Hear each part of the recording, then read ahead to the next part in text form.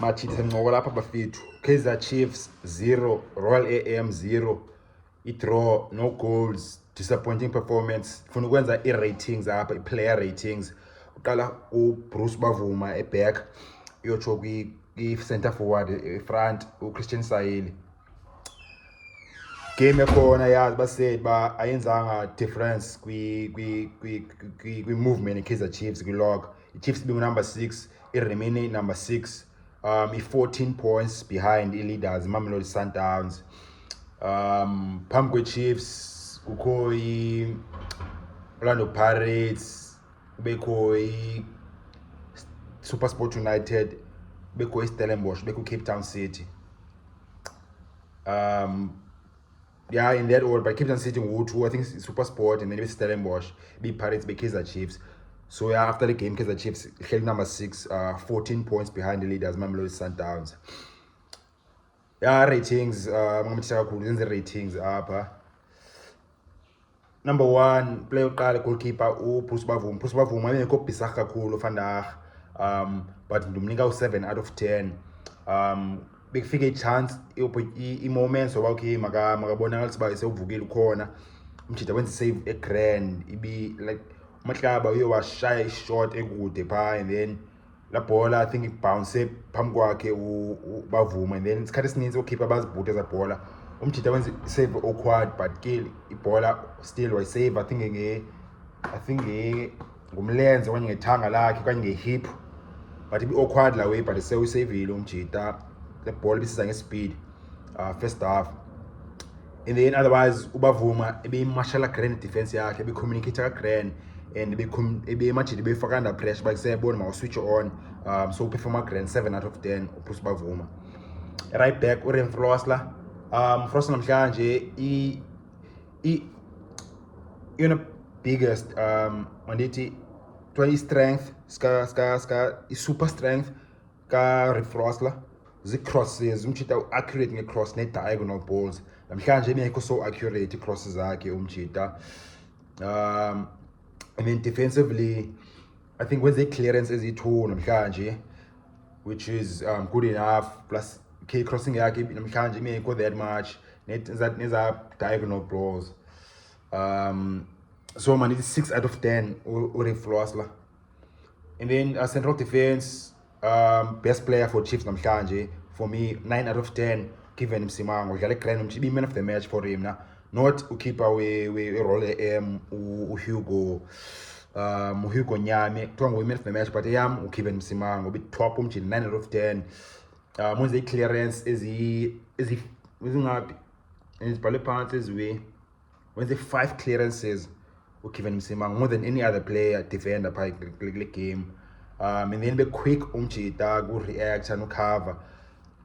Most i-central defenders xa ziyi-2, A1 iba yiyo elanduzakhe seye-challenger, iba yi-challenger.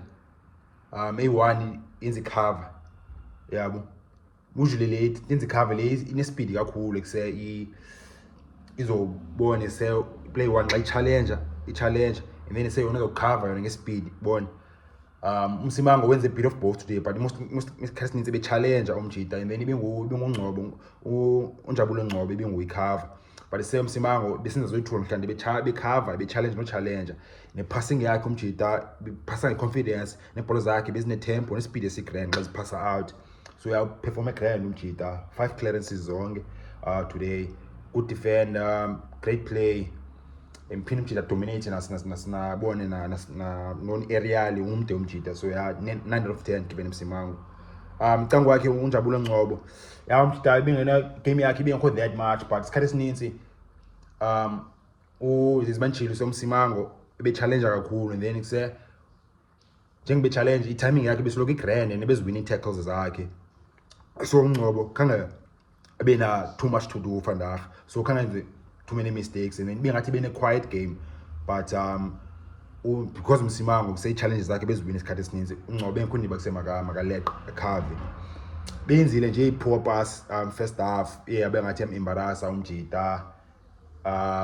Yahlala noba yi-first game of the season, iye wenza i-poor pass, and then iseyabe bayikona, iyaphosa ibhasi befuna upasela ubavuma i-back pass. But sewuzenzile i-clearance I think ezi-2 So ungcobo 6 out of 5. Left back uHlanti Sifiso been a quiet game namhlanje umjita. And nginika u5 out of 10. Kanga effect yanga game. Yeah, because bona i-fullback is about yabona no-refloss ngendlela enumjaje ngayo umjaje uba say what he was doing offensively, and this is why I'm ngijatha kakhulu offensively is like Chiefs idlala ngela hlobo ubone i-fullbacks zayo defending kangako, fullbacks zayo kusebone they play out and bancedisa i-midfielders. So Hlanti bengekho effective kangako namhlanje, so 5 out of 10. Central midfield zoyi-2 midfielders eChiefs namhlanje khange have a great game, but uMatt benazi i-moment kuse-highlights ezigranyanyana umjita. Ezi-highlight ngithetha ngazo uba uMatt zinqabile iplayer bafethu kusezishaya ilaway kuse i-long passes like left nge-right ekuse uMatt i-right foot jo ekuse manje kuse i-left like say passes zakhe nge-left umjita hayi zanishaya mfethu. Azikho imidfield azenza la way PSL ise umjita equality ngalo way accurate nyanyana umjita. Mshaya medium plus nelaway ne-long range i-left jo i-right foot leya. Dlala grand umjita but mekho ngake dominant be in a lot of the game, so ngingamnika u6 out of 5. Cangu wakhe uCastillo be quiet namhlanje umjita yabona la uChiefs khange score. This is another reason why I say Chiefs khange score namhlanje, because boy-2 Matt no Castillo mekho that effective going forward, especially uCastillo benguye la Castillo simaziyo, so we have a quiet umjita 5 out of 10 vandaag. And then midfielder start to be corner pha befika number 10 ngosingiphile Ngcobo.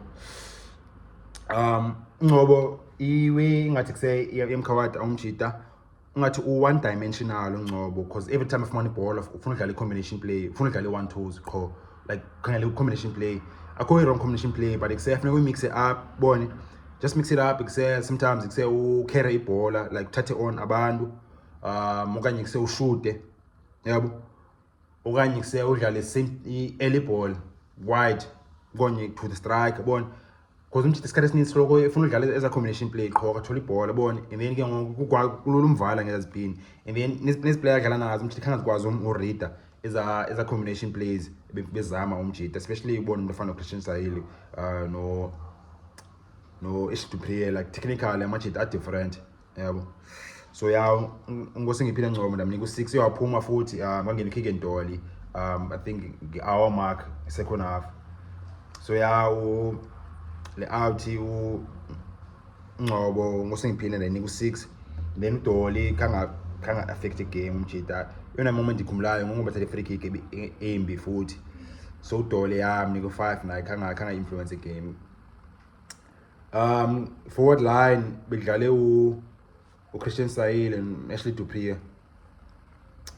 Christian Sahili dlale bad umjita. I mean asinokwazi uncoma umuntu bakuse usenze wenze good runs, like umjita grand se uyi-accelerator grand, but kusejo akajongi nojonga la mjita jo vele khaba ibhola kusese, and la bhola uyikhaba because kuse i-defend ifikile, otherwise umjita akayicingi la uyiba kuse maka find i-players zakhe. Yeah, isemjita out ibamba ibhola nje ikhwela esikoteni qho jo qho. Grand ungayenza lo way mara kuse if kuse uzokwazi kuse uba ne-end product, ukwazi kuse ufumana somebody okanye kuse utake i-shot ukhipha save, but kuse umjita azinemine-result kuse eza runs zakhe. And le way ithethe ngathi like yenzeka so much de besiqhelile le way, zinintsi players ezine-pace ezithanda ukwenza le way.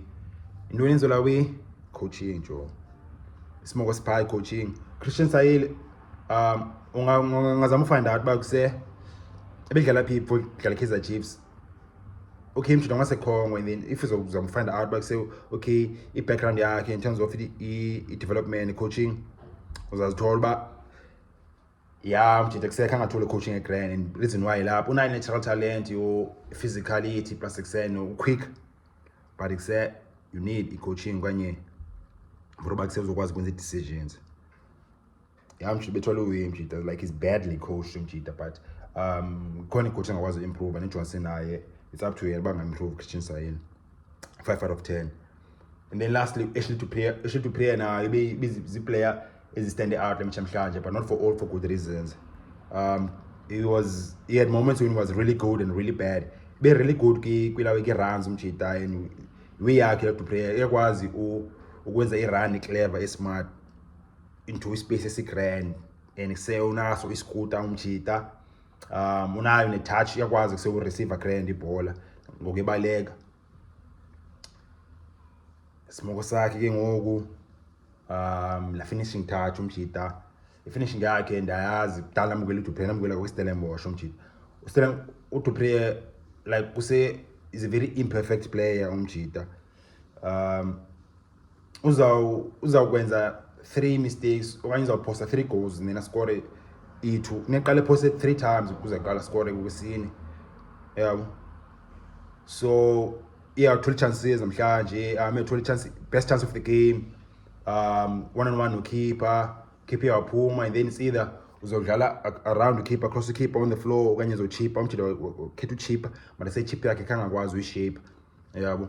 La bhola say bifuna ilawe shy angle, not by sema uchipper straight above the keeper, umjida chipper straight above the keeper and then keeper bengekho keeper like la bhola be more what towards the side yabo, bengekho like straight up in the pose. Because to play bethi iqaleni right but no keeper wathi iqaleni on his left to keeper. So the angle was nika mjida kuse nika ichip la bhola but kuse athole ila way curl we chip yakhe but save la chipper straight over the keeper and then it looked amateur, it looked bad in the end kuse indlela la misa yenze ngayo mjida yabo. Then yeah, i-rating yakhe ngithe 6 out of 10 to player. Wenze i-runs ezi-grand but say finishing touch yakhe was really bad namhlanje. Bekathola nenye chance kwezi runs zakhe xa sewukhipha we-role Munyami iyoba smart waphuma wazo-intercepta la ball uDupree before wafinish, and then enye chance beyithola uDupree he just outrun out of space yaphuma ibhola and then say frustrated away kakhulu fans. Substitutes uWandile Dubu ngene too late Joe, and kudala kuse uChristian Sayile noDupree bephuwa pha but coach decided say ufaka uWandile Dubu akushiyeke 2 minutes. Duduzi Shabalala ungenile but say umtshana akekho confident. I highly rate umuntu malise umuntu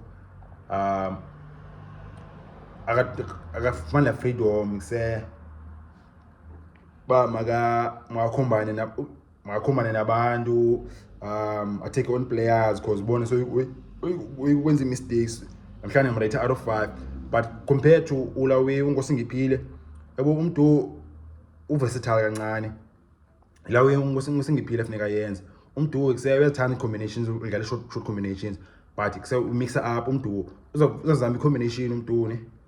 And then if can ngitsipane grand ibhola landelayo umuntu uzamvela ubona vela shoot and uyayenza lo yevele wabamba ibhola wathi ufuna ukukhabela ukeeper yabo. Unlucky kancane be too far yoba too confident umtshana but be too far la ball from wakhe i-on mekho i-short mekho on but suppose ba usondele kancane ushaya i-short but ka grand okanye if akashaya short uzotake on i-players so bone ulawe kuse umjida une-ideas different bone as a player which is very important as long as ufuna ushaya i-combination 1-2s all the time and akafuna ushuta all the time and akafuna ukubaleka nebhola take on abantu all the time yabo.